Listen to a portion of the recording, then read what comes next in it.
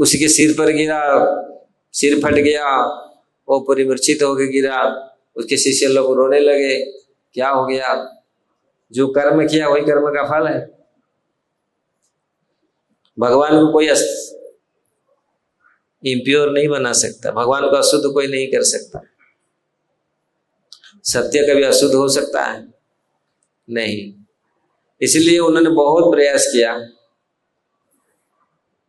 लेकिन महाप्रभु इतनी दयामय हैं, फिर भी उनको जाकर के स्पर्श किया।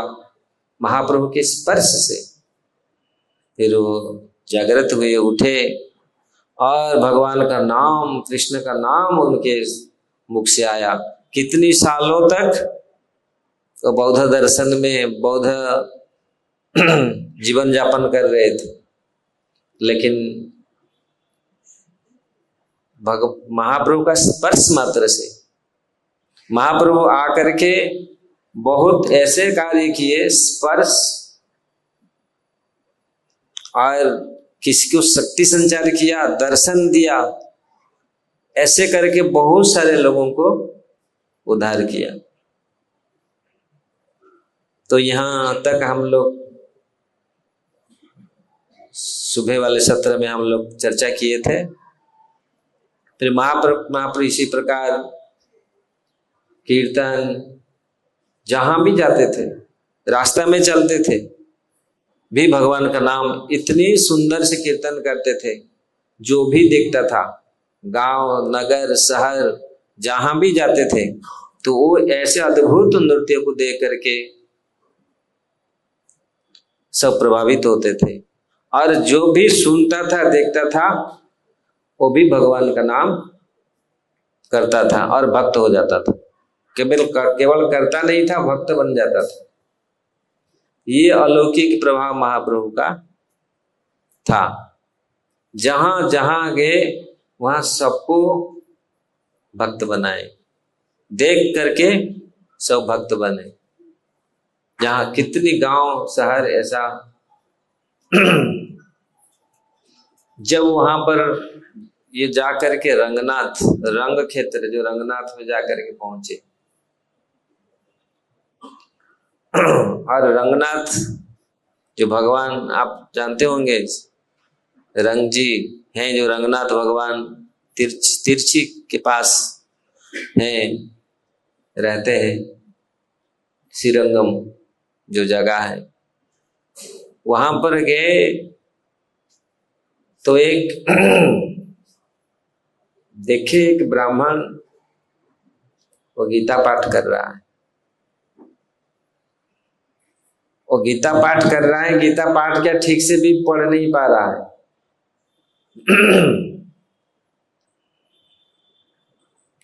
और उसका पढ़ाई को देख करके, उसका सुन करके लोग हंस रहे हैं, उसको मजाक उड़ा रहे हैं, लेकिन वो उसको कुछ फर्क नहीं पड़ रहा था। तो जब महाप्रभु ने देखा, और वो रो रहे थे, पढ़ रहे थे, रो रहे थे, तो महाप्रभु पूछा, इतनी भाव आपको कैसे आ रहा है? इतना भाव आप रो रहे हैं पढ़ के, क्या अनुभव कर रहे हैं?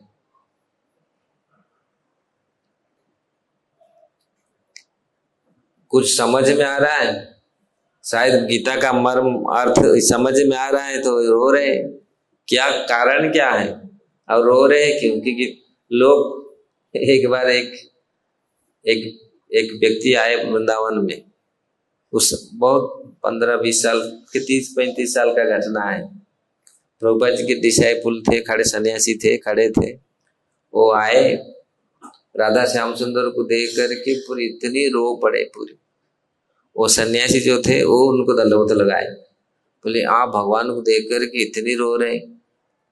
बोले अरे हमारे पाँव मत छू, आप सन्यासी है ना, आप हम तो इतनी सेवा, हमारा आंख में आंसू आ नहीं रहा है, आप तो आंख देख देख करके ना, मेरा आंसू का और कुछ कारण है। कारण क्या है? वो विदेशी थे, अमेरिकन थे। कारण मेरा शेयर बाजार डूब गया। इसलिए मैं रो रहा हूँ यहाँ आके। अरे मेरे पाँव मत छुओ। तो महाप्रभु वैसे भगवान तो सर्वज्ञ है, सबके परमात्मा के रूप में महाप्रभु सबके हृदय में से वही कृष्ण है। जय कृष्ण से ही गौर, इसमें वो अभिन्न है। तो वो जानते हैं ये क्या, लेकिन फिर भी पूछे अब कौन सा आपको श्लोकों का आनंद आ रहा है, कौन सा श्लोक आप ऐसा अर्थ उसको मिला आपको। जैसे हमको कोई अर्थ मिल जाता ना, कुछ शब्द में हमारा मन अटक जाता है, उसमें भाव आता है। ये क्या आपको कौन सा श्लोक में ऐसा आपको मन में स्ट्राइक किया, इसका आप भाव पैदा हो रहा है, अब रो रहा है। वो बेचारे बोल रहे, वो ब्राह्मण बोले, सत्य बोल रहे थे। बोले मैं कोई श्लोक का अर्थ पर्थ कुछ नहीं जानता, मुझे पढ़ना नहीं आता और मैं इतना जानता भी नहीं, ये श्लोक का अर्थ क्या है मुझे मालूम नहीं। अरे ये तो अद्भुत है, श्लोक का अर्थ मालूम नहीं फिर भी रो रहा है, ये क्या कारण है ना, क्या कारण है। मेरे गुरु महाराज मुझे बोले आप प्रतिदिन गीता पढ़ो, गुरु महाराज का आदेश है।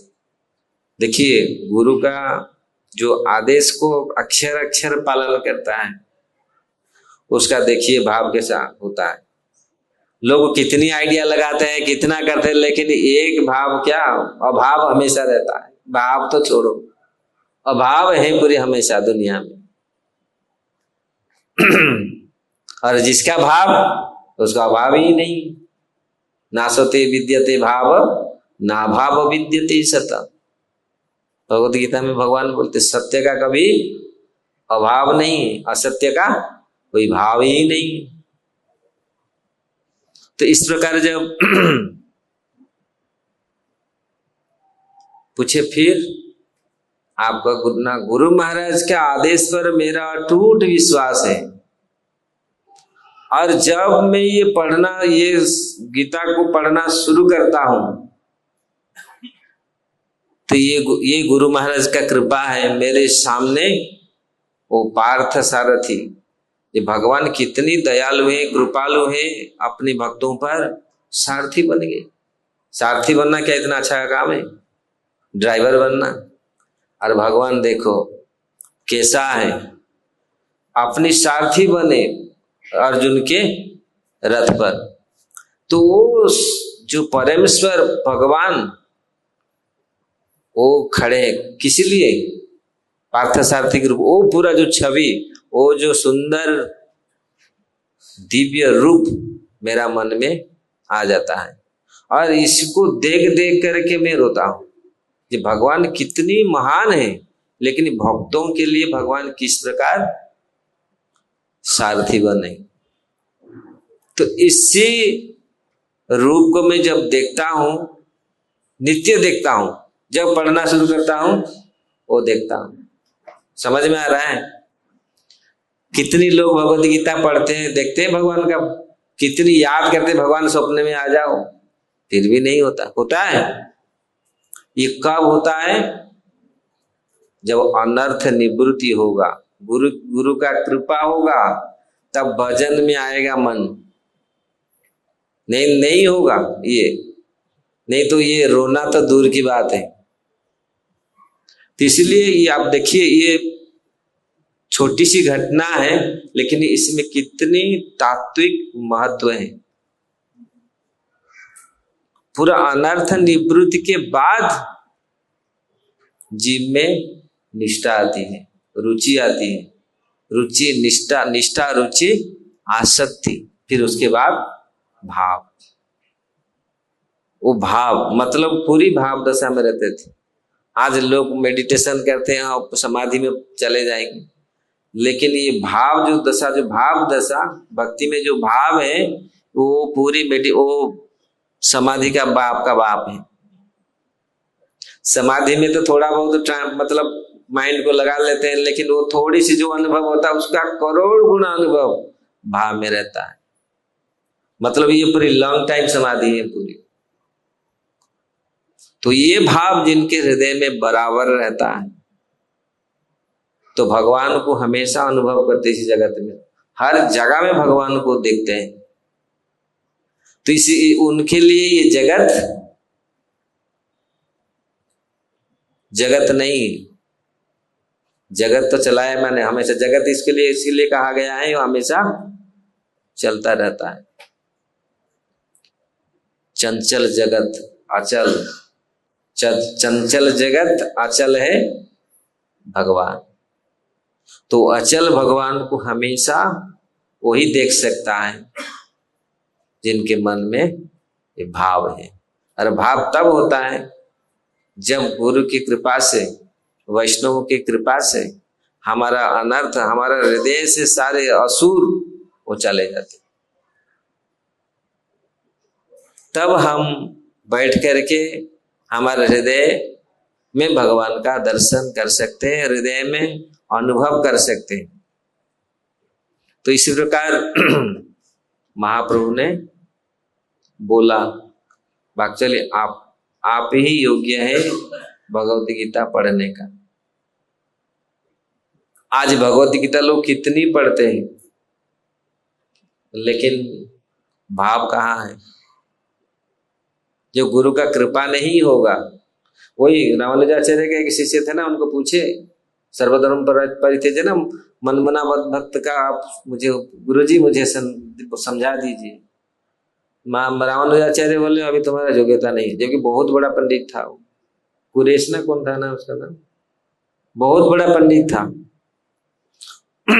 फिर कोई आया, उनका कुछ गृहस्थ डिसाइपुल आए, उसको पूछे, वो थोड़ा उनको कोई शादी हुआ था, 3 किलोमीटर दूर से पानी माता जी लेके आती थी, लड़की लेके आती थी। बोला उसका जरूरत है, उसका सास ससुर परेशान कहते जा उसका घर में पानी ढो। ब्रह्मचारी था, इतना बुद्धिमान, इतना पंडित, तो जाके गया 3 महीना पानी ढोया। उसको दूसरे के भक्तों के गृह उनकी भक्त उनके गुरु भाई थे, उनके घर में जाके पानी ढोया। वो गांव में आए बहुत बड़े बड़े पंडित, कथा कर रहा था, उसी में जाकर के वो बैठा। वो पंडित कुछ गलती किया, बोला अरे ये ठीक नहीं है। तो सब लोग गांव वाले बोला अरे तू पानी ढोता है, तू क्या जानता है? अरे पानी तो हम ढोता है, लेकिन कुछ थोड़ी बहुत हमको मालूम है ना, तो बताओ क्या। और बता के पूरा प्रवचन शुरू किया, सब ताजुब हो गए। सब लोग बोले अरे ये पानी ढोता है, इतने ज्ञान है इसके पास। फिर उसको गुरु महाराज को बोले, गुरु महाराज इसको क्यों यहाँ पर पानी ढोले ना, ये उसका परीक्षा है, टेस्ट है ना, ये तो बहुत बड़ा ज्ञानी आदमी है। तो उसको फिर भेजे, तो उन्होंने बोला ठीक है भेजो। तब उन्हें गुरु महाराज को क्या नहीं, अभी तुम इसको ग्रहण कर सकता है, अभी ये गीता का श्लोकार्थ तुम समझ सकता है। समझ में कुछ आ रहा है? हम लोग सोचेंगे क्या समझ जाएंगे कुछ गीता भागवत? जब भगवत कृपा नहीं होगी, और जो लोग ट्राई करते हैं समझने के लिए और अपने को बहुत बड़ा मानते हैं, हमें बहुत बड़ा बुद्धिमान हूं, मैं तो समझ जाऊंगा, और मुश्किल ही होता है। इसलिए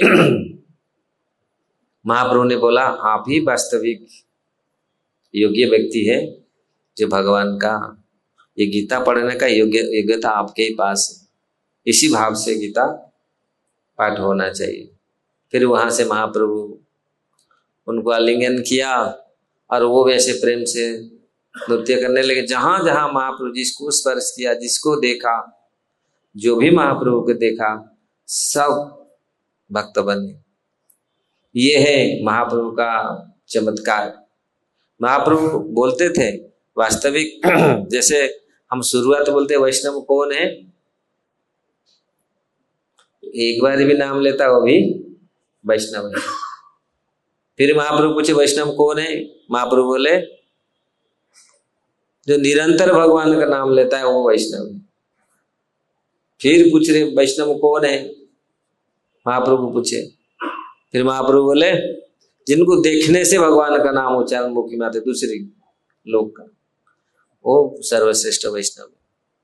तो महाप्रभु ये दिखाया, जब जाते थे लोग महाप्रभु को ऐसा पुकारते थे, पूरी ऑटोमेटिक हरि बोल हरे कृष्ण, ऑटोमेटिक भगवान के नाम आता था।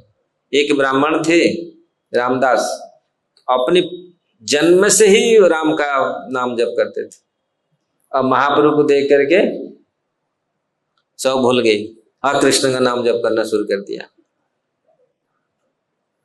राम और कृष्ण में कोई अंतर नहीं है। महाप्रभु समझाया उसमें क्या आई है। इसके पश्चात महाप्रभु उसी श्रीरंगम में जब पहुंचे, चतुर्महीना का जो चतुर्मास समय आ गया था, वहां पर एक निमंत्रण किए कि ब्राह्मण जो वेंकट भट्ट, गोपाल भट्ट जी के पिताजी, तो उन्होंने महाप्रभु का निमंत्रण किया और महाप्रभु उनके घर में रहे, 4 महीना वहीं रहे। और 4 महीना सारे जितने सारे निवासी थे सब लोग एक एक दिन महाप्रभु को निमंत्रण करते थे। और महाप्रभु भगवान के सामने ऐसे नृत्य कीर्तन करते थे, लोग को देख करके विभोर हो जाते थे।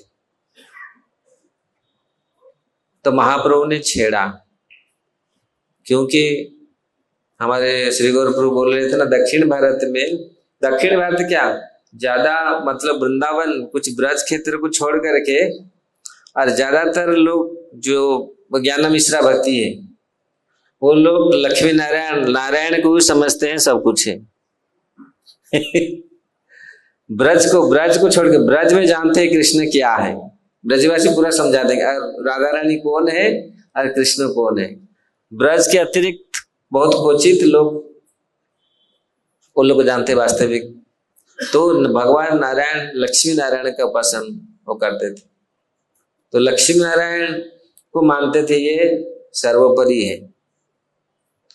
तो महाप्रभु ने उनको जानबूझ करके बोला, क्योंकि उनमें देखा महाप्रभु उनके मन में थोड़ा अहंकार है, तो लक्ष्मी नारायण भगवान है, कृष्ण तो कला है, छोटा सा है। तो महाप्रभु जानबूझ करके ये बात डाला कि कृष्ण आपका जो लक्ष्मी नारायण, लक्ष्मी तो इतनी ततिव्रता शिरोमणि लक्ष्मी हो करके फिर हमारे कृष्ण की ओर क्यों नजर लगाता है। महाप्रभु जानबूझ करके ये प्रसंग को छेड़ा, क्योंकि इसको प्रमाणित करने के लिए वास्तविक कृष्ण कौन है। भागवत बोलता है एतेचांस कला पुंस कृष्णस्तु भगवान स्वयं। भागवत बार इसी श्लोक को कितनी लाख बार तो लोग पढ़े होंगे, लेकिन लोग क्या समझते हैं, ये सारे कलाएं, लेकिन कृष्ण ही स्वयं भगवान है। तो इस लोग सब लोग पढ़े, लेकिन उन्होंने ये प्रमाणित किया आपका लक्ष्मी देवी पतिव्रता शिरोमणि, लेकिन हमारे कृष्ण की ओर क्यों देखते आकृष्ट होते हैं। तो उन्होंने बोला कृष्ण और नारायण में कोई अंतर नहीं है, देख लिया तो क्या हो गया, अंतर नहीं है। लेकिन आज भी लक्ष्मी देवी वृंदावन में तपस्या करती है।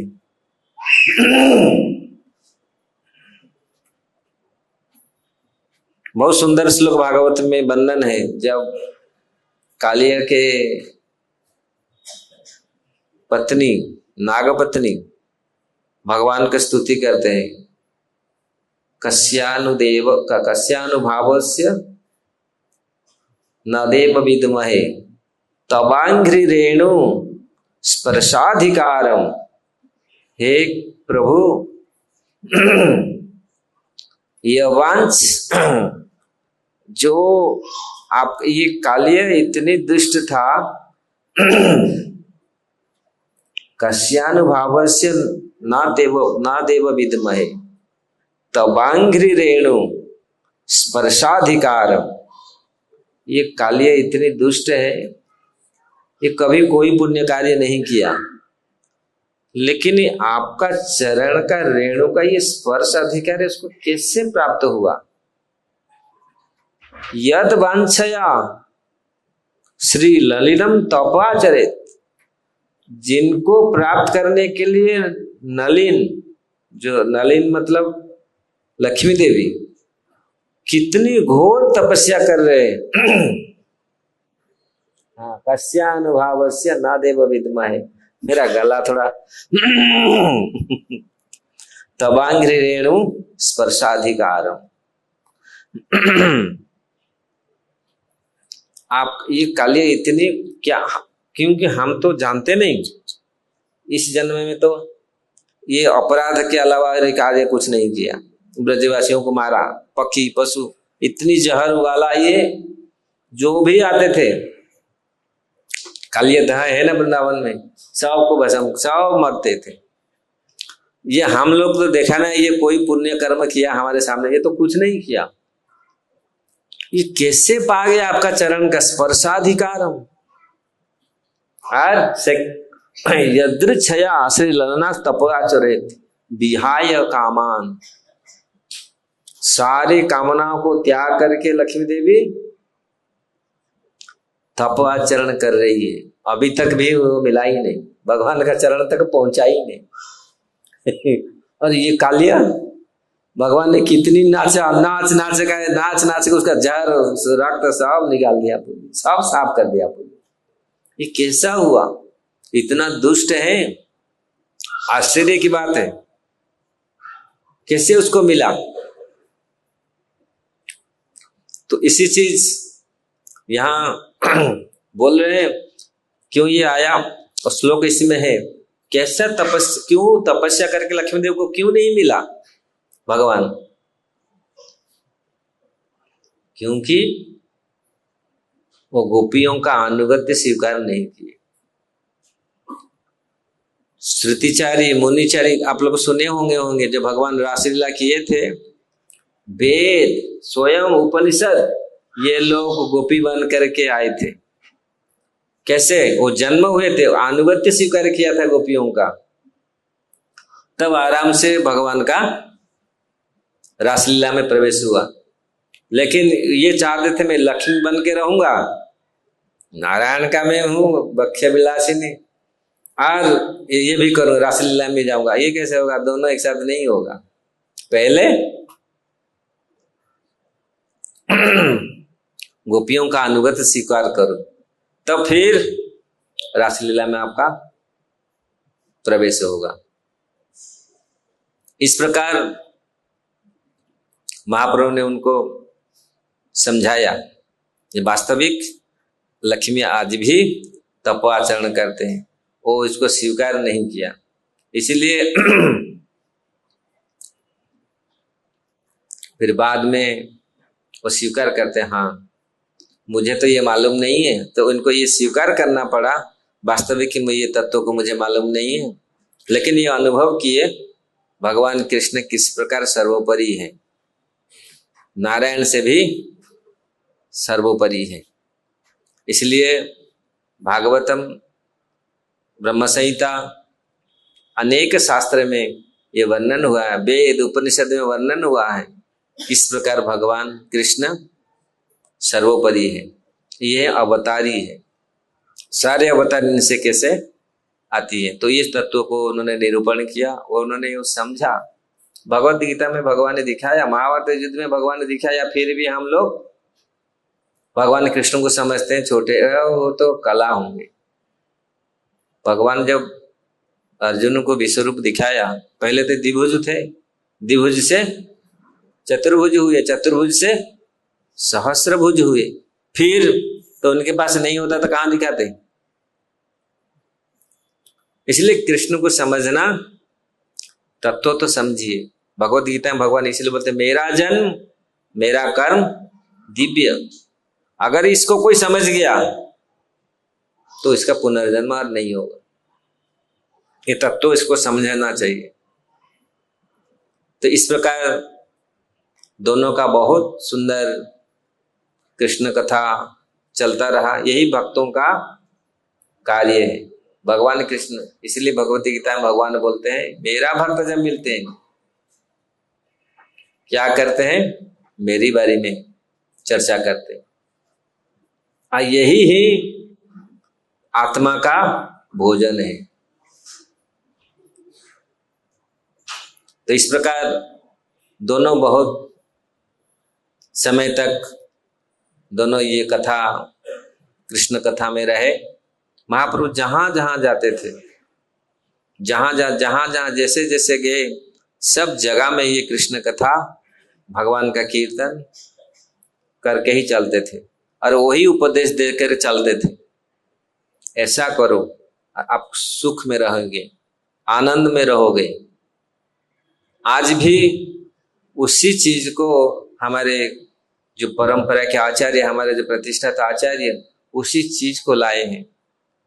उसी चीज को अगर हम कृष्ण कीर्तन करेंगे, भगवत गीता भागवतम का अध्ययन करेंगे, उसको अच्छा से मनन करेंगे, चिंतन करेंगे, उसी में रहेंगे, तो हमको आनंद मिलेगा। और आनंद मिलेगा क्या, मिल रहा है। कितनी लोग उपकृत हुए, पूरी वर्ल्ड में लोग को मिलता है आनंद, और डिफरेंस फील करते हैं। जो विदेशी लोग, उनको भी मिलता है, कोई भी हो। तो इसलिए महाप्रभु का ये बहुत सुंदर चरित्र, महाप्रभु कलियुग के लिए किस प्रकार लोगों का उद्धार होगा, ये बहुत सरल मार्ग अपनाए। और अगर इसमें हमारा मन नहीं लगेगा, फिर क्या, ये तो हमारा दुर्गति है। अगर इस ऐसे पथ में, ऐसे धारा में हम लोग नहीं आएंगे, तो इसलिए यहाँ महाप्रभु फिर वहां से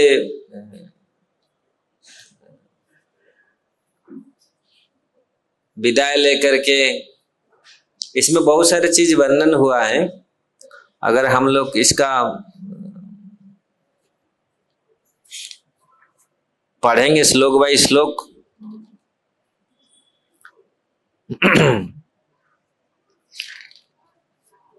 टाइम लगेगा, लेकिन महाप्रभु ने बहुत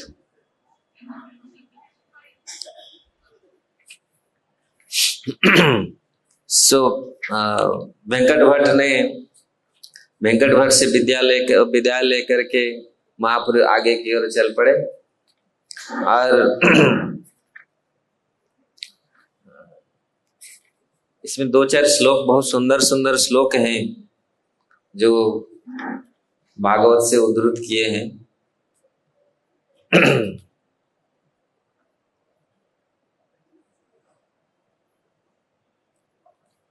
वेंकट भट्ट बोल रहे हैं, आमी जीव क्षुद्र बुद्धि सहज अस्थिर, ईश्वर लीला कोटि समुद्र गंभीर। मैं तो क्षुद्र जीव हूं, मैं भगवान का लीला को कैसे समझ सकता हूं। आप तो ईश्वर हैं, ईश्वर लीला कोटि। जय श्री श्री जगन्नाथ बलदेव सुभद्रा महारानी की जय, रुक्मिणी द्वारकाधीश की जय।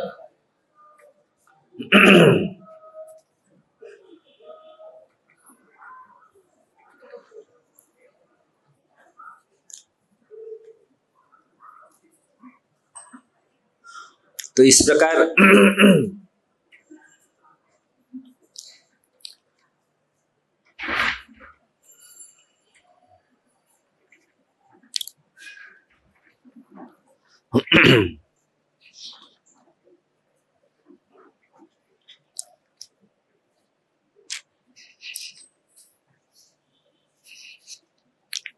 वहां से चलते महाप्रभु ऋषभ पर्वत आइला गौर हरि, नारायण देखिला तारन नाति स्तुति करी। तो वहां चलते चलते, ये दक्षिण तमिलनाडु में ये जगह है, परमानंद पुरी तहा रहे चतुर्मास, सुनी महाप्रभु गेला पुरी गोसाई रे पास। ये सारे जहां जहां महाप्रभु जाते थे, जहां जहां कोई सन्यासी रहते थे, कोई साधु रहते थे, उनको भी मिलते थे। जहां जहां वहां पर कोई मंदिर देवालय आता था, पड़ता था, वहां भी महाप्रभु जाते थे, कीर्तन करते थे।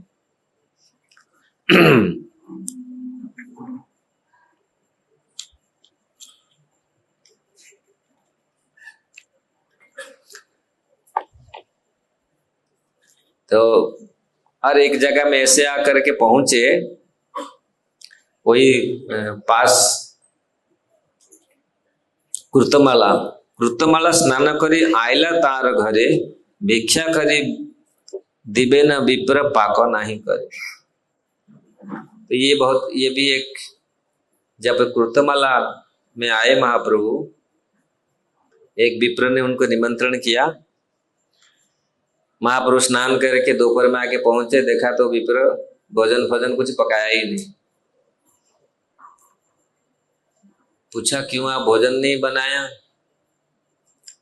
ना भगवान हमारा, मेरा प्रभु तो अरण्यवासी, अभी जंगल में उनका चल रहा है, जंगलवास चल रहा है। लक्ष्मण ला के आएंगे, सब पाक सामग्री लाएंगे तब हम पकाएगा। तो वो मूड उनके, क्योंकि भगवान रामचंद्र के भक्त थे, उनका मूड यही था, भगवान लाएंगे मतलब लक्ष्मण जी लाएंगे पकाएंगे। तो फिर बोलता फिर कब लाएंगे? ना अभी लाएंगे पकाएंगे। तो फिर महाप्रभु बोले कब होगा? तो उसको फिर ध्यान आया, क्योंकि उसी भाव में रहता था। फिर 1-2 घंटे के बाद फिर महाप्रभु शाम को वो भोजन बना के दिया। भोजन के पश्चात महाप्रभु पूछे क्या तुम्हारा ये क्या कारण है? ना मुझे बहुत दुख लगा, क्योंकि गुस्सा मतलब बहुत गुस्सा हुए थे जब उन्होंने पढ़ रहे थे माता सीता को रावण ने हरण करके ले गया। तो इसलिए बहुत गुस्सा से वो इसी पर उन्होंने सब छोड़ दिया था। तब उन्होंने पूछा, भगवान महाप्रभु बोले नहीं, रावण असली सीता को लेके नहीं गए, वास्तविक असली सीता तो रह गए थे। जब भगवान रामचंद्र बोले थे अग्निदेव को, अग्निदेव ने उनको दुर्गा देवी के पास छोड़ दिए थे। ये महाप्रभु बोले, और दुर्गा देवी अग्निदेव ने जो रावण को जो सीता दिए थे वो माया सीता थी, इसलिए रावण ने माया सीता को लेके गए। लेकिन महापुरुष को बोले, उसके मन में ये बोध नहीं हुआ।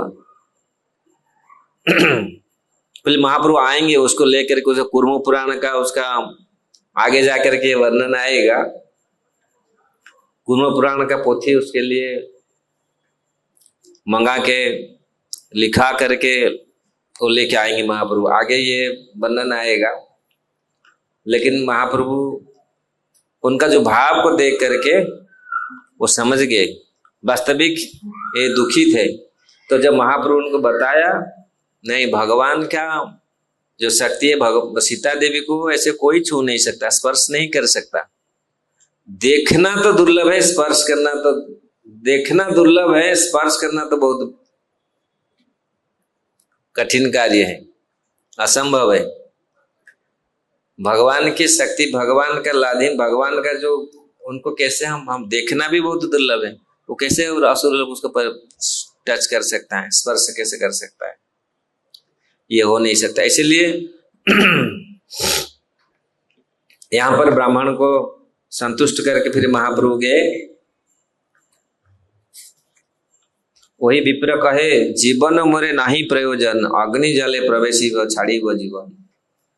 इस कथा सुन करके उन्होंने इतने अशांत हो गए थे, जब उन्होंने ये भाव जो पढ़े, रावण ने हरण करके ले गया। ऐसे बहुत सारे घटना हम लोग देखने के लिए मिलता है। भगवत भक्त ऐसे हुए हैं, ऐसे घटना को सुन करके वो पूरी सहन नहीं करते थे। लेकिन महाप्रभु उनको समझाया, स्पर्शिबार कार्य आक्षु को ना पाए दर्शन, सीतार आकृति माया हरिल रावण। इसीलिए इसको स्पर्श करना तो दूर की बात है, माया सीता को रावण ने हरण किया। रावण आशीते सीता अंतर्ध्यान न कैल, रावण आ गए माया सीता पठाई।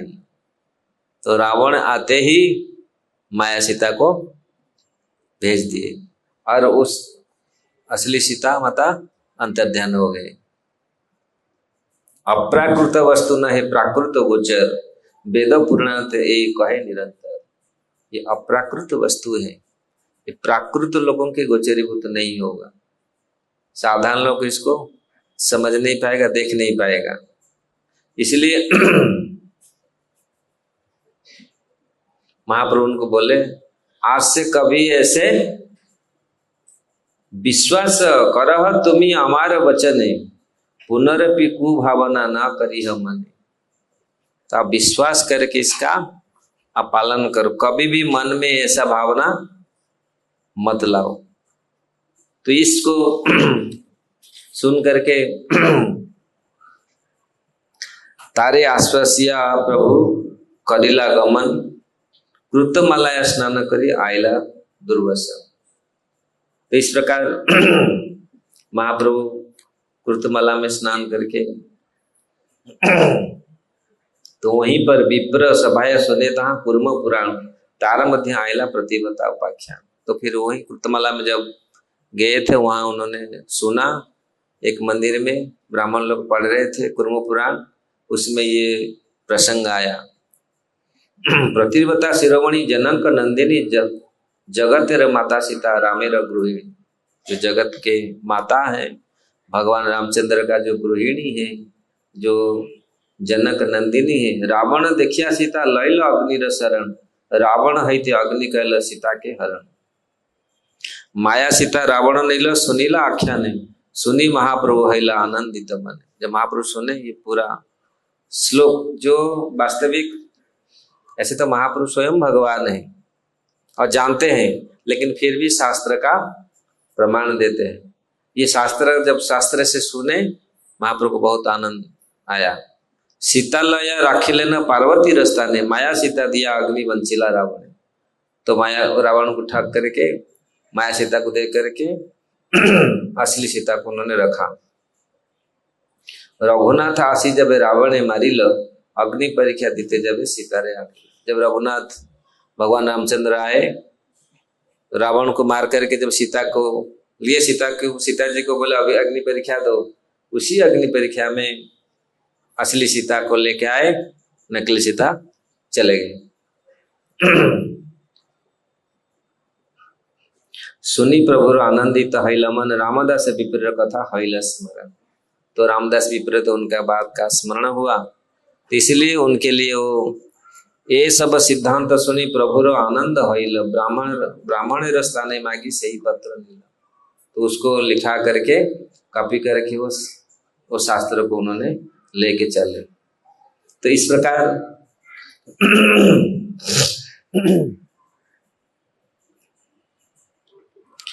जब महाप्रभु फिर उसके स्थान में आए, उनको पत्र दिखाया, उनको बहुत आनंद आया। और महादुख हईते मोरे करेला निस्तार, आजी मोरे घरे भिक्षा करो अंगीकार। इसलिए आज आप मेरे को महादुख से निस्तार किया, उठाया, इसलिए मेरे घर में आप आज भोजन करो। क्योंकि कभी कभी हम लोग जो डाउट रहता है, शास्त्रों पर संदेह रहता है, वो बहुत बड़ा अपराध है। अगर शास्त्रों पर, गुरु पर ये अविश्वास, कोई मन में संदेह रहता है, तो फिर आध्यात्मिक प्रगति नहीं होगा। इसलिए ये आवश्यक है इस डाउट को क्लियर होना। तो महाप्रभु ने ऐसे तो उनका डाउट क्लियर कर दिया था, लेकिन फिर जब शास्त्रों को लेके आए, उनको दिया नहीं, इसी शास्त्र में, ये पुराण में ये लिखा हुआ है। तो इसलिए तो वो सुन करके उन्होंने, तो इस प्रकार कांची में आए, शिव कांची तिल कांची आशी कैल शिव दर्शन। फिर इस प्रकार उन्होंने महाप्रभु ने आकर के पहुंचे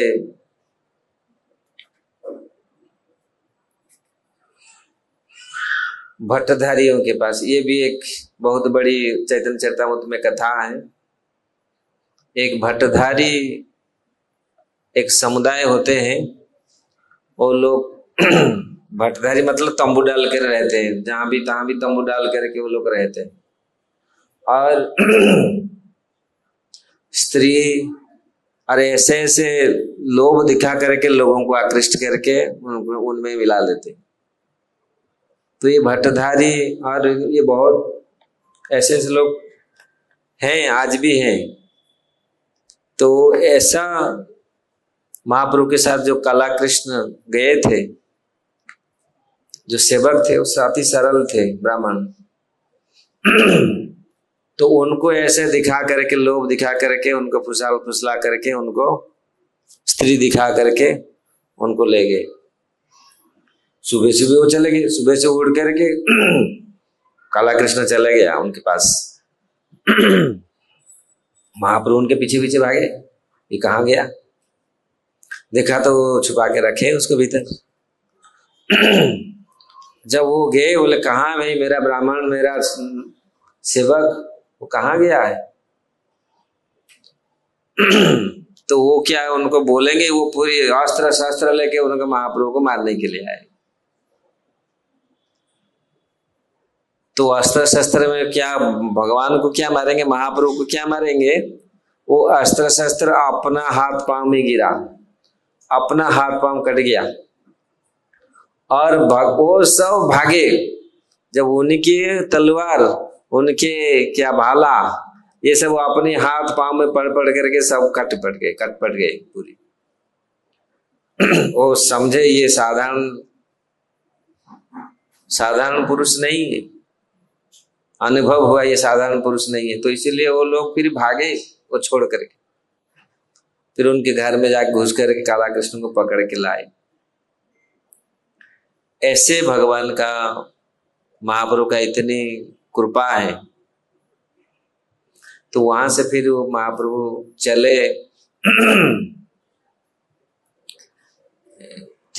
यहाँ पर आगे माधवाचार्य का जो जगह उडुपी में आकर के पहुंचे। और उडुपी कृष्ण जो है उनको दर्शन करके बहुत नृत्य कीर्तन किए। और वहां जो उडुपी के जो माधवाचार्य के जो फॉलोअर थे तत्ववादी, उनके साथ उनका भेंट हुआ और उनके साथ शास्त्रार्थ भी हुआ। वो लोग भी, महाप्रभु ने उनको पूछा कोई साध्य साधन, आपका साध्य क्या है, साधन क्या है? उन्होंने भी बताया वही चीज, साध्य साधन मुक्ति साध्य है, साधन सो कर्म। महाप्रभु उसको रिजेक्ट किए, बोले कैसे ये हो सकता है? तुम लोग भगवत भक्त वैष्णव होकर कैसे कैसे बोल सकते हैं? इसमें तो कुछ वैष्णव मतलब भक्ति का कोई गंध ही नहीं है। तो कैसे ही इसका साधन और साध्य आप मान रहे हैं? ये भी बहुत बड़ी टॉपिक है। अगर इसका चर्चा आप करेंगे ना, ये बहुत बड़ी टॉपिक है। उन्होंने पूरे महाप्रभु ने उनको बहुत अच्छा से समझाया इसी टॉपिक पर। आप लोग कैसे आप बोल सकते हैं? केवल आप तो वैष्णव का खाली केवल आप भगवान को मानते हो, विग्रह शिव विग्रह को मानते हो और तो कुछ नहीं करते। जो श्रवण कीर्तन स्मरण, जो नवदा भक्ति, क्या आप लोग करते हैं? ये लोग फिर सब कुछ मौन होकर रहे। प्रभुपाद जी वहां पर पूरी लिखते हैं जब माधवाचार्य किस प्रकार, हम लोग माधव ब्रह्म माध्य गौड़ीय संप्रदाय के, और माधवाचार्य का पूरा हिस्ट्री लिखते हैं। माधवाचार्य किस प्रकार इतनी शक्तिशाली थे, वायुदेव का अवतार है। और वो थे भी ऐसे 30 40 क्या, जो लोग 50 लोग जैसे कार्य नहीं कर सकते, माधवाचार्य ऐसे कार्य किए।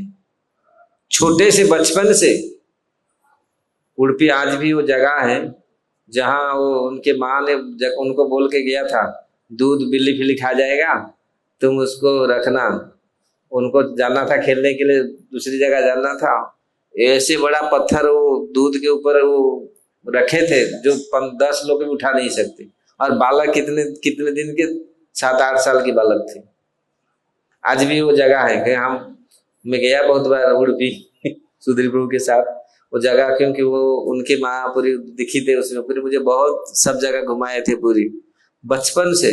उनके घर उनके पिताजी इतनी दरिद्र थे, वो बहुत लोन किए थे ब्राह्मण से। वो डेली आता था, वो लोग आके बैठा था, हमारा पैसा दो। उनको पूछा ये क्यों हमारे घर में आ रहे हैं, बार बार आ रहा है क्यों? नहीं, तुम्हारा पिताजी मुझे मेरे से पैसा लेते देंगे तो आपको पैसा मैं दूंगा। ओके, वो इमली का बीज बोला ले जाओ। वो इमली का बीज दिया, वो तो पूरी इतनी मोती माणिक इतने सोने चांदी हो गया पूरी, वो तो पूरी पागल हो गया। इमली का बीज ये हो गया। तो ऐसे तत्ववादियों को वहां पर उनको महाप्रभु ने कन्वर्ट किया और पूरी माधवाचार्य का पूरी बताया। प्रभुपाद जी ने लिखते माधवाचार्य कितनी अपने जीवन में कितनी उन्होंने प्रचार किया और भगवान को कैसे प्रतिष्ठित किया। आज भी वो जगह है, वो है वहां पर उनको भी महाप्रभु अपना संग दिया और फिर धीरे धीरे चल पड़े पंढरपुर। इसको देखने से फिर मैं कथा नहीं बोल पाता मेरा मन में जो ये अच्छा से हम चल सकता। पंढरपुर पहुंचे और पंढरपुर में उन्होंने सुना एक बहुत बड़े सन्यासी रह रहे श्रीरंगपुरी। तो उनको देखने के लिए गए महाप्रभु। जो देखने के लिए गए, इतनी प्रेम से महाप्रभु का प्रेम देख करके वो पागल हो गए। बोले ये कैसे संभव है, ऐसा मनुष्य के शरीर में इतनी प्रेम, अष्ट सती का इतना बेकार, इतनी भाव है। ये तो कोई ना कोई मेरा गुरु महाराज के साथ इसका कोई ना कोई संबंध होगा, क्योंकि प्रेम का ये बनया लाया कौन? क्योंकि इस जगत में तो ऐसा है नहीं। ये तो सब ऐश्वर्य भावना में, प्रेम कहाँ से आएगा? प्रेम कहाँ से आया? प्रेम क्योंकि माधवेंद्रपुरी ही प्रेम को सृष्टि। क्योंकि पहले जो पूजा होता था कृष्ण की ही पूजा होता था, उड़पी में वो कृष्ण पूजा होता था। जब माधवेंद्रपुरी पहले राधा कृष्ण का उपासना किए। और हम लोग देखते जहां जहां ये कनेक्शन है, उन्होंने बोला ये जरूर ये माधवेंद्रपुरी का। तो उन्होंने पूछा तुम कौन हो? इतनी ये प्रेम तो मुझे लग रहा है ये प्रेम, क्योंकि कोई अटैच कोई संबंध है प्रेम के साथ, नहीं तो इतनी प्रेम आपके शरीर में कैसे दिखेगा? इतनी प्रेम में विभोर है आप। तो उन्होंने बताया मैं ईश्वरपुरी का मैं शिष्य हूं। ईश्वरपुरी उनका गुरु भाई थे। अच्छा, बोला मैं गया था बंगाल, और बंगाल में जाकर के महाप्रभु बोला नहीं, बोला ईश्वरपुरी बोला मैं बंगाल गया था, वो सच्ची और जगन्नाथ मिश्र उसके घर में भी प्रसाद खाया था। और वो जो सच्ची माता इतनी प्रेम करके भोजन देती थी जैसे माँ यशोदा, ऐसे प्रेम। महाप्रभु ने बोला मैं तो उनका बेटा हूं अरे आप उनका बेटा? अच्छा, तो आप ना उनका एक बड़ा नाम, यहाँ एक शंकरावरणीय सन्यासी यहाँ पर थे, अभी ये सिद्धि को प्राप्त कर ली, अभी शरीर छोड़ दिया। महाप्रभु कहा क्या कह के आए थे?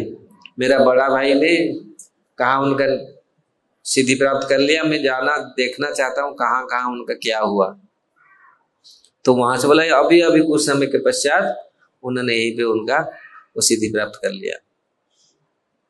तो उसको सुन करके महाप्रभु बोला अच्छा। तो दोनों बहुत मतलब जब भक्त एक साथ में मिलते हैं ना, तो उनका कृष्ण कथा रात दिन चलता है। तो इस प्रकार ऐसा कृष्ण कथा उनका चला रात दिन दोनों। फिर उन्होंने बोले ठीक है मैं आऊंगा, पुरी आऊंगा, उधर आऊंगा, पुरी आऊंगा मिलने के लिए। तो महाप्रभु के पास बहुत सारे सन्यासी पुरी में आके रहते थे, 8-10 सन्यासी जी। उनका मतलब चाचा गुरु होंगे ना, गुरु जी के गुरु भाई है। अब महाप्रभु सबको सम्मान देते थे। तो इसलिए ये देखने का चीज है, ये समझने का चीज है। जहां जहां भी ऐसे संबंध है, वही महाप्रभु जब आए मथुरा में रघुनाथ उपाध्याय को देखा। रघुनाथ उपाध्याय के भीतर इतनी प्रेम, वो बोले तुम्हारा शरीर में ऐसा प्रेम कहाँ से, तुम कहाँ कनेक्टेड हो? तो बोला मैं तो माधवेंद्रपुरी का शिष्य हूँ। हाँ, वो समझ गए माधवेंद्रपुरी का ये शिष्य है। इसलिए वास्तविक अगर हमारे हृदय में प्रेम है, हम ऐसे व्यक्तियों के साथ कनेक्टेड है, तो हमको प्रेम मिलेगा। तो ये सिद्धांत है। तो ये हमारा बहुत बड़ा सौभाग्य है। प्रभुपाद जी के संस्था, प्रभुपाद जी हमारा परम गुरु है, पर प्रभुपाद जी के ये में हम लोग संबंधित हैं, और वही फ्लो, उसी माधवेंद्रपुरी का ये परंपरा है। उसी माधवेंद्रपुरी के परंपरा में हम लोग चल रहे हैं। इसलिए ये भौतिक जगत में कुछ प्राप्त करने के लिए भक्त यही आवश्यक है कि भगवान का कृपा, गुरु का कृपा आवश्यक है। हम जितना भी भौतिक योग्यता या भौतिक कितनी भौतिक चीजों में कितनी हम एक्सपर्ट हैं, उसी में भगवत भक्ति मिलेगा नहीं। हम लोग भौतिक जगत में कितनी एक्सपर्ट हैं। जब महाभारत में कथा आती है, कर्ण को शल्य ने बोल रहे हैं, सुना होगा आप लोग, कर्ण को शल्य बोल रहे हैं तुम कितना एक्सपर्ट। कर्ण महाबलशाली और कितनी दिव्य अस्त्रों का, अस्त्र शस्त्रों का ज्ञाता थे, लेकिन कर्ण को बोल रहे हैं तुम भाग्यवान नहीं हो, तुम कुछ नहीं कर सकते। अर्जुन है, अर्जुन अगर कुछ नहीं उसके पास, वो जीत जाएगा। वो बोलते थे तुम कितना एक्सपर्ट हो, तुम जीत नहीं सकते। क्यों? वो उदाहरण दे रहे, वो एक कथा बोल रहे, एक कौआ का कथा बोल रहे। एक कौआ था, कौआ, एक गृहस्थ के बच्चे कौआ को खिलाते थे, रोटी खिलाते। ओ कौआ रोटी खा करके मोटा सोटा होके बैठा था। तब जब वो कौआ, तो एक दिन देखा वो कौआ, एक हंस आ रहा था, ऊपर उड़ रहा था। तो कौआ ने, वो बच्चे लोग बोले कौआ ये देखो हंस उड़ रहा है, तुम हंसों को डिफीट कर लेगा ना, रेस करो, कंपटीशन करो। कौवा बोला ये हंस से क्या, हम तो फटाक से। अरे ये क्या जानता है, हंस तो एक उड़ान जानता है, और मैं तो 108 उड़ान जानता हूँ, 108 तरीका का उड़ान। कैसे कौवा देखो कैसे उड़ता है, पार पार पार, ऐसा ऐसा करके जाता है। अरे हंस आप देखो एक उड़ान भरते हैं। कहाँ हम लोग पढ़ाई होता था द माइग्रेशन बर्ड, बचपन में पढ़ाई होता था इंग्लिश में। एक उड़ान भरते, वहीं से उड़ते पूरा सीधा इंडिया। कहाँ साइबेरिया, कहाँ रसिया फसिया, कहाँ से उड़ के आते हैं, उड़ीसा में आते थे पक्षी हमारे उधर पुरी के ना, वो एक उड़ान में सीधा पहुंच जाते थे। यहाँ कहाँ स्टॉपेज नहीं है। तो कौवा 108, उनका एक उड़ान जानते, ये 108 उड़ान जानता है। भौतिक जगत के लोग सोचते हैं हम बड़ा बुद्धिमान है, हमसे बुद्धिमान और कोई नहीं है, और अपने को बहुत ही भाव सोचते भी हैं लोग। कौवा ने उड़ा और फटाक से उड़ करके उसे आगे चले गया, और सब बच्चे ने ताली, अरे हमारा कौवा, अरे कितना बता, कितना फास्ट उड़ गया, हंस को डिफीट कर लिया, और जा करके पेड़ में बैठ गया। फिर जब हंस आता था फिर उड़ के जगह पेड़ में बैठ जाता था। ऐसे गया धीरे धीरे, हंस अपना में चल रहा है, वो कोई डिस्टर्ब नहीं हो रहा है, उसका कुछ फर्क नहीं पड़ रहा है। पहुंच गया और समुद्र आया। तो समुद्र आया, आओ पता चलेगा 108 उड़ान जानकर भी कौवा समुद्र पार नहीं कर सकता। ये भौतिक जगत में कितना भी चालाक काम हो, कितना भी एक्सपर्ट हो, भौतिक ये संसार को पार करना इतनी आसान नहीं है। वो कौवा ने बहुत चेष्टा लगाया, उड़ के जाता, जब समुद्र आया और कहाँ बैठेगा, वहां तो और बैठने के पेड़ नहीं है, ऊपर कुछ नहीं है, वो हाँप रहा है, वो पानी में गिरा क्योंकि समुद्र पार करना कौवा का बस के नहीं है, वो हंस ही उसको पार कर सकता है। इसीलिए ये क्या कथा कौन बोल रहे हैं, किसको?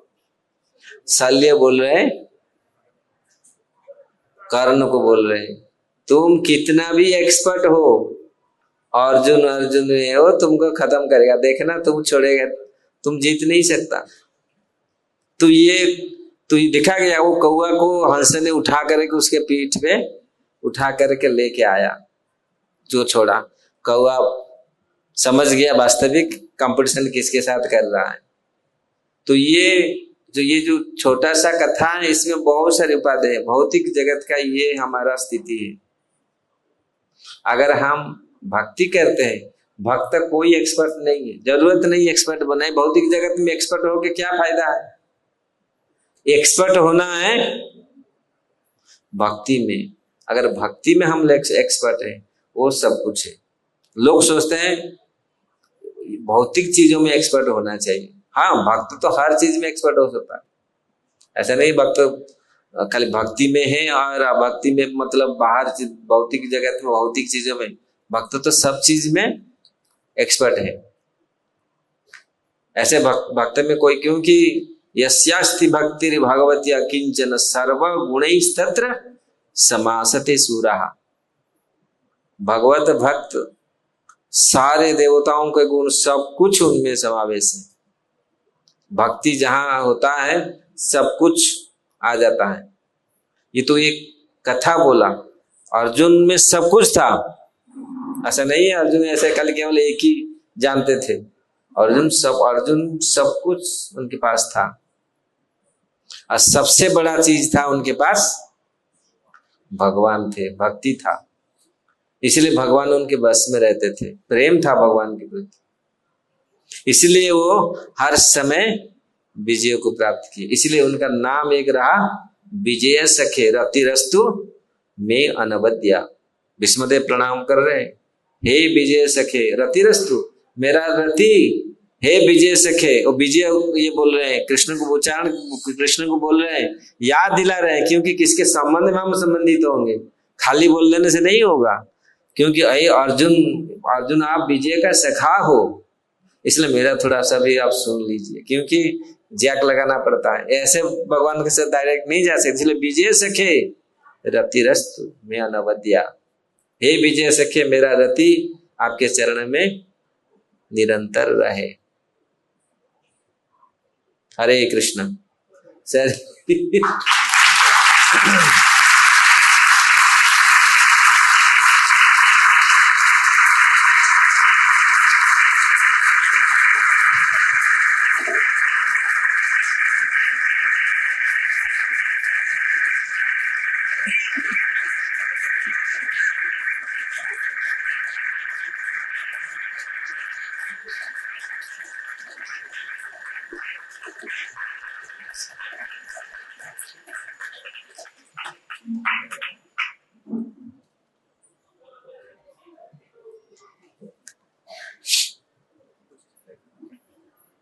हरे कृष्ण। का कोई प्रश्न है? कुछ आप बात कर।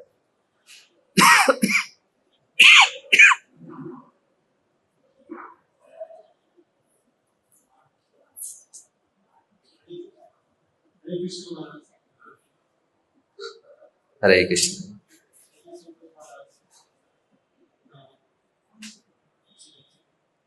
मेरा प्रश्न था, आपने बताया कि श्रीपाद वाल्मीकि जी ने सबसे पहले श्रीमद् रामायण को इंट्रोड्यूस किया। तो प्रश्न ये था महाराज कि उनके गुरुदेव ने रामायण को इंट्रोड्यूस नहीं किया, तो श्रीपाद वाल्मीकि को कैसे कर पाया? अच्छा, एक्चुअली ये है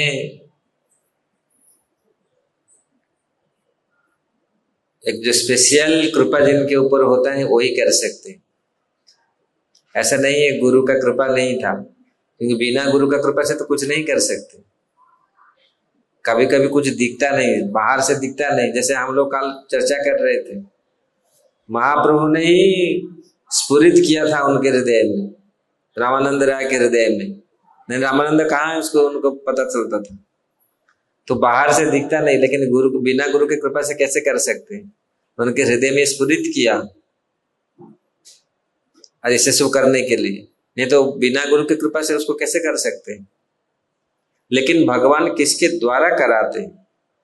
वो इंतजार करते हैं, ये मेरा भक्त आएगा यही करेगा।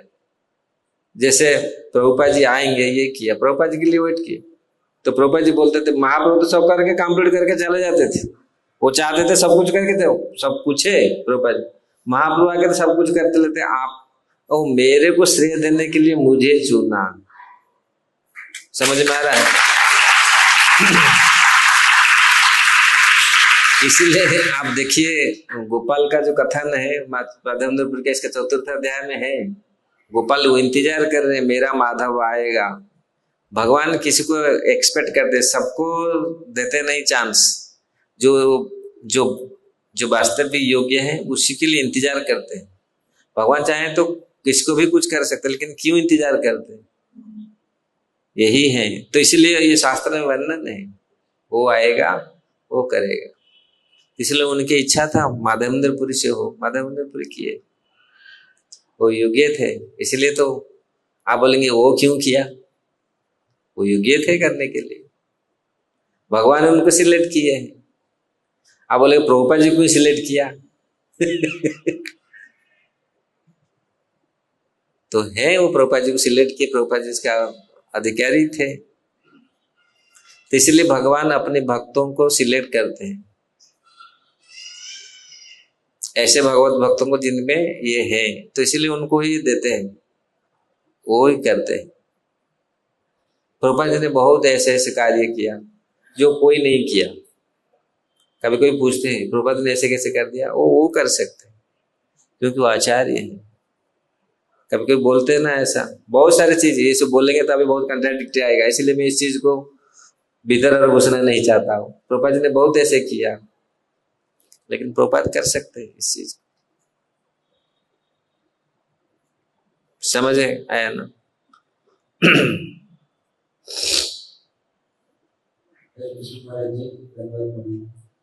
आज नया बिजनेस मिला है, जो अभी आपने चर्चा किया था, जो हम लोगों ने बोला, जो रावण ने असली सीता को हरण नहीं कर पाया था, रावण ने जो हरण किया तो माया सीता को हरण किया था।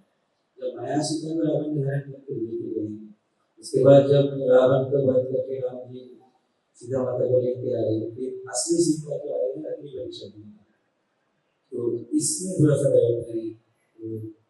असली सीता को तो अग्निदेव ने रखा था दुर्गा देवी के पास, फिर जब अग्नि परीक्षा दिए, सीता ने, माया सीता ने अग्नि में प्रवेश किया ना, जो सीता देवी रावण के अख्तियार में थे, तो भगवान ने बोले ना इनको आप अग्नि परीक्षा करो, अग्नि जलाओ, और इनको लक्ष्मण जी को बोले, तो वहीं वो माया सीता चले गए, असली सीता आ गए। आपका प्रश्न क्या है? सीता माता को जो अग्नि परीक्षा याद रखा, तो जब रावण ने असली सीता ग्रहण नहीं किया था, वही मेरा डाउट था, असली सीता ने अग्नि परीक्षा दिया या माया सीता को जलाया गया? माया सीता को, वो माया सीता को जलाया गया, लेकिन माया सीता चला गया, असली सीता अग्निदेव ला के भेंट किया भगवान से।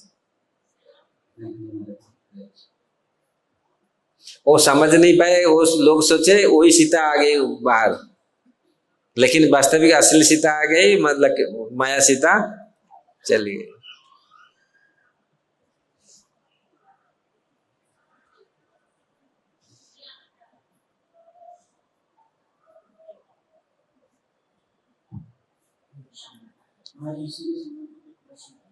जैसे आपने बताया कि माता सीता तो सतीत्व का उदाहरण है, और वो उनको कोई देख भी नहीं सकता, छू भी नहीं सकता, तो फिर अग्निदेव उनको कैसे ले रहे हैं? अग्निदेव कैसे ले गए? भगवान की इच्छा से। अग्निदेव भगवत की इच्छा से ही उन लोग उनको सुरक्षित लेके रखे। ले गए मतलब उनको समझ नहीं पाए, इच्छा है उनको लेके चले गए, उनको रखे लेके। मतलब साधारण लोग इसको देख नहीं सकता, साधारण लोग भगवान के शक्ति को समझ नहीं सकता, लेकिन भगवान जिसको बोलते हैं जो सेवा करने के लिए, वो तो समझता है, देखता है, जानता है। ऐसे बहुत उदाहरण हम लोग शास्त्र में दे सकते हैं। भगवान जिसको चाहेंगे उसको दिखाते हैं। यहाँ भी आप लोग देखें, भगवान जिसको रूप दिखाया वो ब्राह्मणों को दिखाया। वो जो पढ़ रहा था उसको ब्राह्मणों को दिखाया तो किसको मत बोलना, उनको रूप दिखाया, असली रूप उनको दिखाया। बहुत सारे लोगों को भगवान ने ये रूप दिखाया। अगर और शास्त्र के भीतर जाएंगे अग्निदेव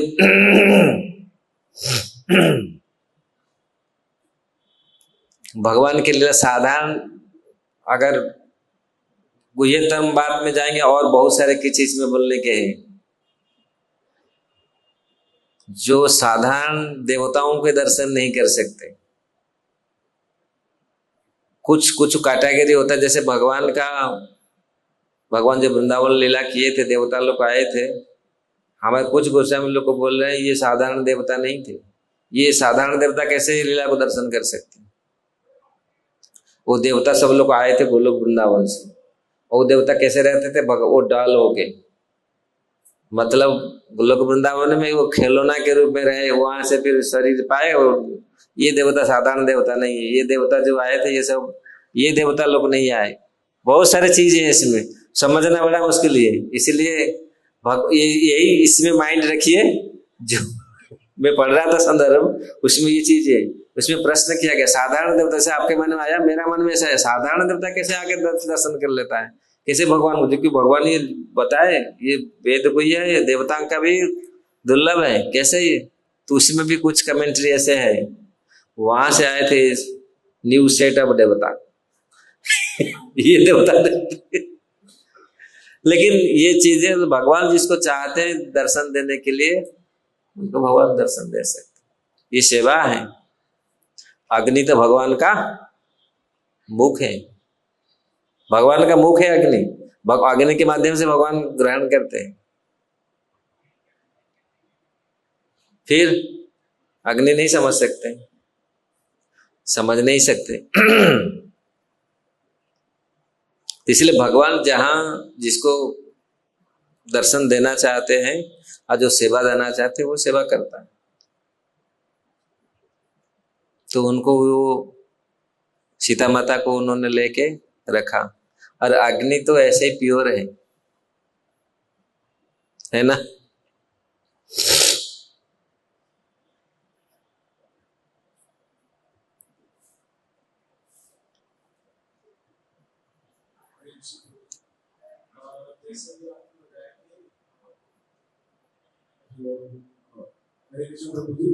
जैसे भी आपने बताया कि जो कराते हैं भगवान कराते हैं, तो जो हम कर्म कर रहे हैं वो भगवान करा रहे हैं या हम कर रहे हैं?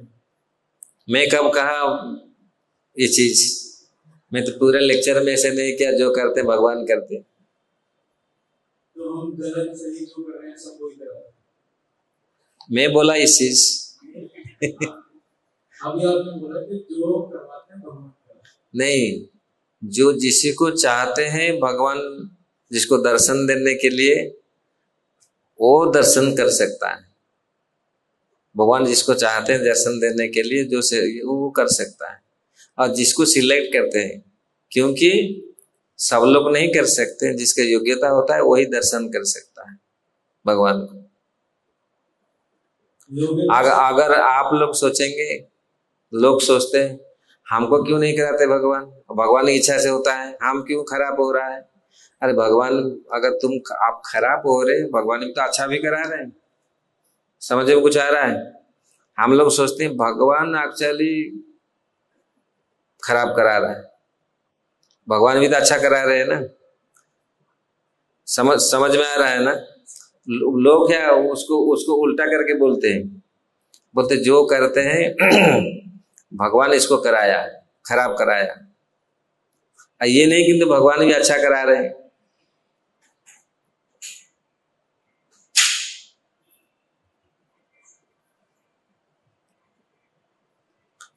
प्रश्न आपका क्या है? मेरा प्रश्न यही था कि अभी आपने बताया कि प्रभु जिसको दर्शन देना चाहते हैं, जिसके साथ कनेक्ट होना चाहते हैं, उसके साथ होते हैं। तो अगर कोई इंसान जुड़ता है, इंसान से जुड़ता है, तो एक भक्ति भाव या एक भाव से जुड़ता है। तो अगर मैं भगवान की भक्ति कराऊं, भगवान चाहेंगे तो मेरे को दर्शन देंगे।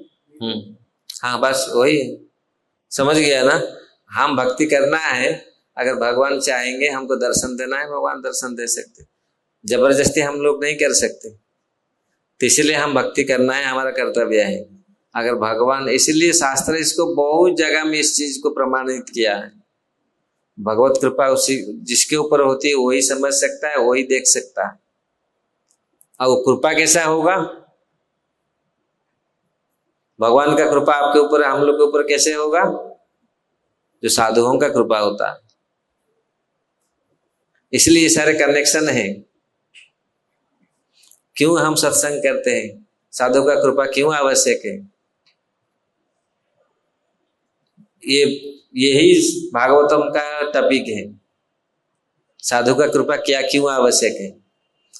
भीष्मदेव तो स्वयं बोल देते, वो फिर क्यों अर्जुन का नाम क्यों ले रहे हैं? भीष्मदेव तो स्वयं बोलते प्रभु आप आ जाइए, मुझे ये कर लीजिए, लेकिन वो वहां पर लगा रहे हैं विजय सखे रतिरस्तु मैं अनवद्या। आप विजय के सखा हैं, क्योंकि वो जानते हैं अर्जुन मेरा ग्रेट ग्रेट ग्रैंडसन है। समझ रहे हैं ना?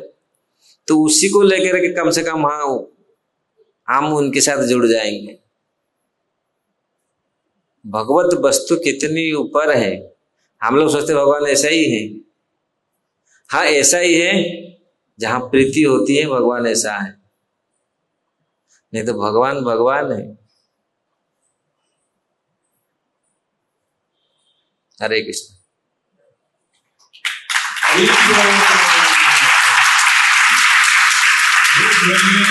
कृष्ण स्वामी महाराज की।